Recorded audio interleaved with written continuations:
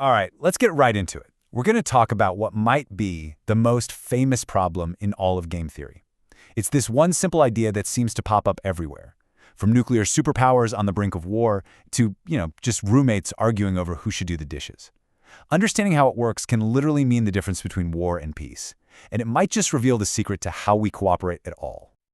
So picture this. It's 1949. An American weather plane flying over Japan picks up something weird, radioactive material in the air. The conclusion is absolutely terrifying. The Soviet Union has the atomic bomb. Just like that, America's nuclear monopoly is over. And in Washington, total panic. Some of the top minds, guys like John von Neumann, who basically invented game theory, were arguing for a preemptive strike right then and there, while the U.S. still had the upper hand. The entire world was balanced on a razor's edge. And that brings us to the big question. When you're facing a rival, what's the most rational thing to do? This is exactly what researchers at the RAND Corporation, a big U.S. think tank, were trying to figure out back in 1950. How do you make strategic moves in this terrifying new nuclear reality? And to try and solve it, two mathematicians came up with a simple little game that almost by accident became a perfect model for the entire U.S.-Soviet conflict. We now call it the prisoner's dilemma. So, what is it exactly? Well, the prisoner's dilemma is any situation where two people, both acting perfectly logically and in their own self-interest, end up with a result that's, worse for both of them. It's a paradox. And honestly, the best way to get it is to just play the game. Okay, imagine a banker brings you and another player into a room. The game is about getting gold coins. Here are the rules. If you both choose to cooperate, you both get 3 gold coins. A pretty good outcome. But if you cooperate and your opponent defects, they walk away with 5 coins and you get nothing. If you're the one who defects while they cooperate, you get the 5 coins and they get 0. And finally, if you both decide to defect, you each get just 1 coin. The goal is simple. Get as many coins for yourself as you possibly can. So what's the smart move here? Well, let's walk through the logic. First, let's say you think your opponent is going to cooperate. What should you do? Well, you could cooperate and get 3 coins, or you could defect and get 5. 5 is better than 3, so you should defect. Okay, now let's say you think your opponent is going to defect. What do? You could cooperate and get 0 coins, or you could defect and get 1 coin. 1 is better than 0, so you should defect. See the pattern? It leads to this ice-cold conclusion. No matter what the other player does, your best move is always, always to defect. And that is the heart of the dilemma. If you're a rational player, you'll defect. And if your opponent is also rational, they're going to defect too. The result? You both end up with a single lousy coin each when you could have both walked away with 3. And that right there is the Cold War in a nutshell. The US and USSR, each acting in their own rational self-interest, just kept building more and more nukes, leading to this incredibly expensive and dangerous standoff where everybody was worse off. But here's the thing. Here's the twist that changes absolutely everything. Most of life isn't a one-and-done game.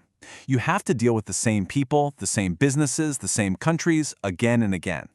And as soon as you start playing a repeated game, a whole new factor comes into play: your reputation. What you do today suddenly has consequences for how people will treat you tomorrow. So this political scientist, Robert Axelrod, got really curious about this. He wanted to find the single best strategy for this repeated game. So in 1980, he set up this amazing tournament. He invited game theory experts from all over the globe to submit computer programs, different strategies for playing. Each program would go head-to-head with every other program for 200 rounds. The winner would be the one with the most points at the very end. Axelrod got 14 different strategies. Some of these were incredibly clever and complicated. You had programs that were designed to be ruthless, others that tried to trick their opponents. He even threw in a strategy that just chose randomly. But when all the digital dust settled, the winner was the shortest, simplest, most straightforward strategy of them all. It was called tit for tat, and its entire strategy can be summed up in 2 incredibly simple rules. Rule 1, on the very first move, you cooperate, no questions asked. Rule 2, for every move after that, you just copy whatever your opponent did on their last turn. They cooperate, you cooperate. They defect, you defect. That's it. That's the whole program. So after the tournament, Axelrod studied the results and realized that all the top-performing programs, not just tit for tat, had 4 things in common. First, they were nice. They were never the first to stab the other player in the back. Second, they were retaliatory. They weren't doormats. If you defected against them, they would hit back right away. Third, they were forgiving. They didn't hold a grudge forever. As soon as the other players started cooperating again, they would go right back to cooperating. And finally, they were clear. Their strategy was simple, so their opponent could easily figure out the pattern. And this whole thing reveals this really fascinating paradox about what it means to win. See, by its own rules, tit for tat can never actually beat an opponent in a one-on-one match. The best it can do is tie. Yet it won the entire tournament. Now compare that to a strategy like always default. That strategy can never lose a one-on-one match. It will always win or tie, but it finished near the bottom of the tournament rankings. This really gets to the core of it. We tend to think of life as a zero-sum game, right? Like chess. For me to win, you have to lose. But most of life just isn't like that. Real success doesn't come from beating down your rivals. It comes from working with them to create more value for everyone, to get more coins from the banker, which is, just the world. It's about creating those win-win scenarios. Okay, but let's be real. The world is a messy, complicated place. There's noise. There are misunderstandings. What happens if you try to cooperate, but for some reason the other person sees it as a defection? These little mistakes can have massive, massive consequences. This is not just a theory. In 1983, it almost happened. A Soviet early warning system goes haywire, reporting 5 incoming American missiles. Now, protocol was crystal clear. Launch an immediate, all-out nuclear counterstrike. But the officer on duty, a lieutenant colonel named Stanislav Petrov, just had this gut feeling something was wrong. He disobeyed direct orders and reported it as a false alarm. And he was right. It turned out to be sunlight reflecting off high-altitude clouds. His one decision, it very likely saved the world from nuclear Armageddon.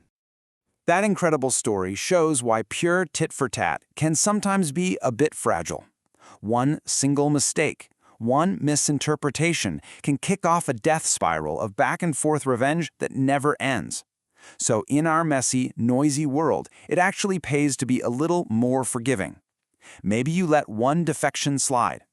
In fact, people have run the tournament again and found that a strategy called tit for two tats, which waits for 2 defections in a row before hitting back, often does even better. And the stakes for getting this stuff right?